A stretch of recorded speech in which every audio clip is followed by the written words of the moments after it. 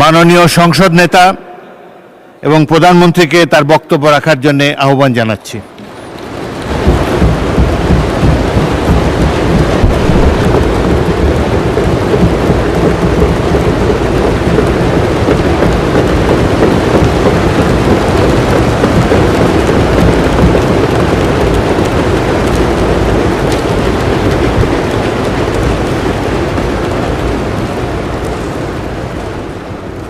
বিসমিল্লাহির রহমানির রহিম।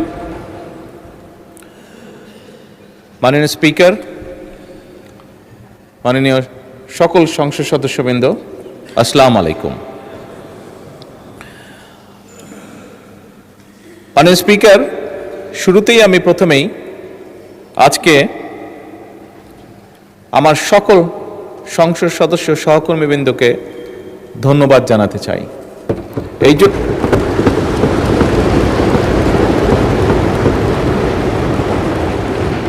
আমি এই জন্য ধন্যবাদ জানাতে চাই মাননীয় স্পিকার, যে আমরা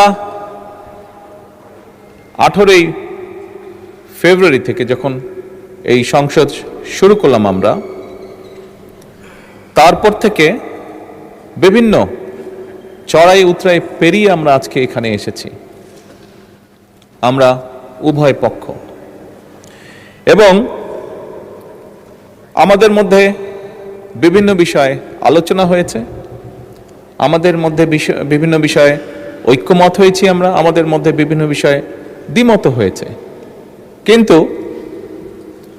তারপরেও আমি মনে করি, দৃঢ়ভাবে আমি আজকে এখানে দাঁড়িয়ে বিশ্বাস করি যে আমরা মনে হয় দেশের মানুষের সামনে একটি আশা তুলে ধরতে পেরেছি।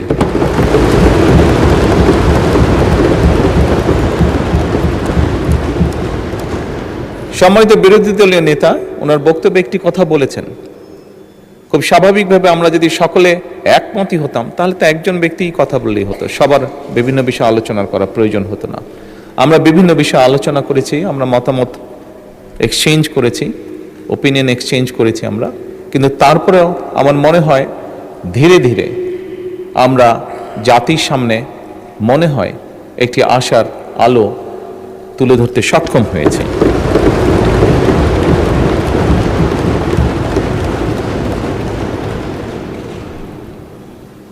মাননীয় স্পিকার, আমরা যে কাজটি করতে সক্ষম হয়েছি এটা যে শুধুমাত্র আমাদের নিজেদের জন্যই করতে সক্ষম হয়েছি তার জন্য নয়, তা নয়। আমি মনে করি এটিতে সবচেয়ে বড় যদি ক্রেডিট দিতে হয় তাহলে এই দেশের সাধারণ মানুষ যারা আছে, এই দেশের নাগরিক যারা আছে 20 কোটি মানুষ, তাদের প্রত্যেককে এই ক্রেডিটটা দেওয়া উচিত। কারণ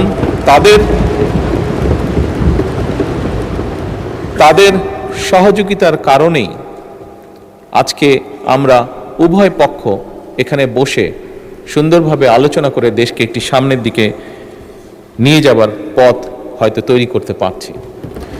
মাননীয় স্পিকার,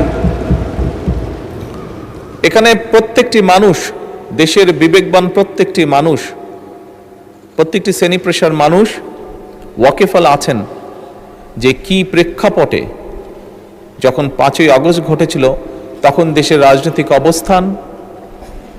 অবস্থা, দেশের সামাজিক অবস্থা, দেশের অর্থনীতি, দেশের শিক্ষা, স্বাস্থ্য, যাই বলি না কেন, একটি দেশকে ঘিরে প্রত্যেকটি কি শোচনীয় অবস্থায় ছিল।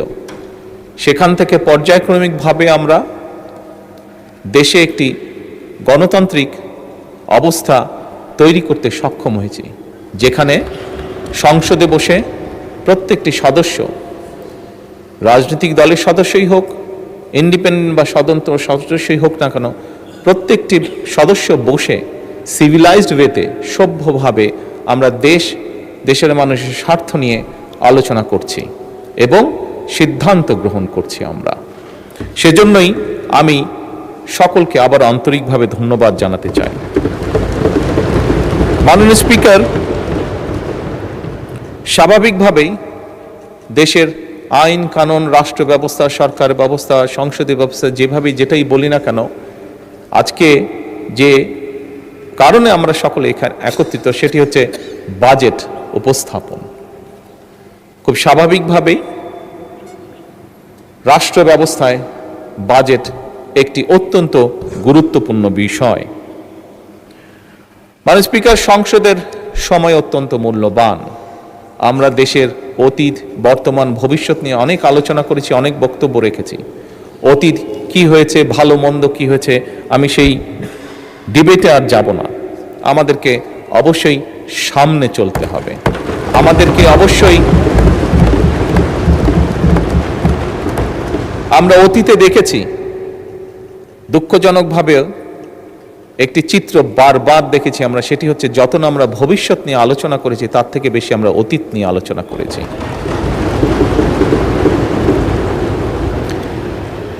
মাননীয় স্পিকার, আমি মনে করি আজকে দেশের প্রত্যেকটি মানুষ চায় যে আমরা ভবিষ্যৎ নিয়ে কথা বলবো। সেজন্যই মাননীয় স্পিকার, এই যে বাজেট সেশন, এই বাজেট সেশনকে বিশেষ করে যেহেতু আমি সরকারি দলের সদস্য, সেই জন্য আজকে আমরা যে বাজেট উপস্থাপন করছি, এই বাজেটকে আমি একটি নামকরণ দিতে চাই, সেটি হচ্ছে জীবন বান্ধব বাজেট।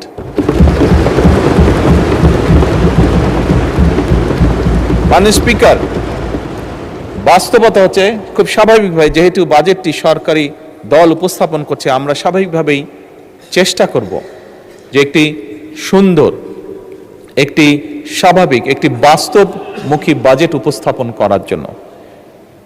আমি বুঝি, আমি জানি, আমরা যে যত সুন্দর বাজেটই উপস্থাপন করি, যে যেটাই বলি না কেন, আমার মনে হয় এই কথাটিও বোধহয় মাননীয় বিরোধী দলের নেতা বলেছেন, যাই আমরা উপস্থাপন করি না কেন সবকিছু কোনটা দিলেই যে সবকিছু একদম ঠিক হয়ে যাবে তা নয়, তা নয়। বাস্তবতা অনেক কঠিন।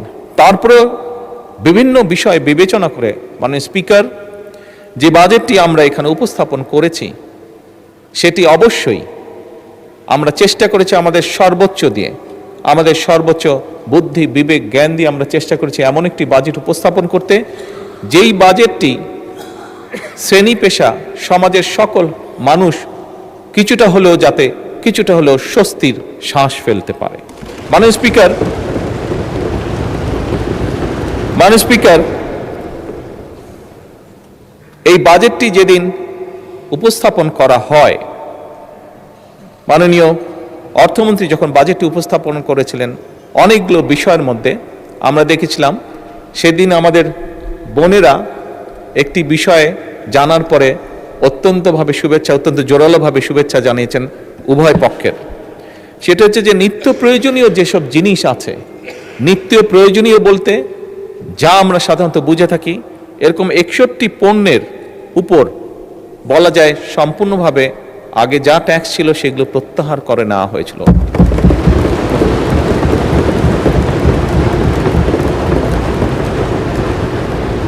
মাননীয় স্পিকার,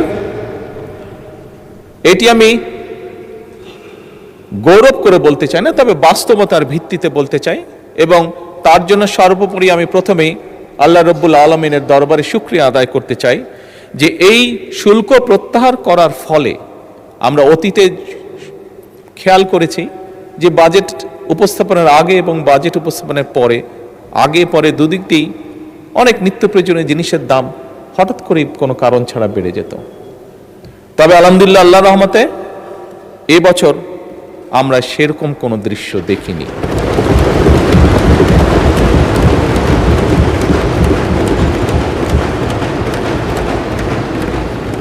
মাননীয় স্পিকার, একটি রাজনৈতিক দল হিসেবে, একটি রাজনৈতিক সরকার হিসাবে আমরা মনে করি আমাদের জনগণের প্রতি যে দায়িত্ব, তার একটু হলেও আমরা হয়তো পূরণ করতে সক্ষম হয়েছি, কিছুটা হলেও আমরা জনগণকে রিলিফ দিতে পেরেছি।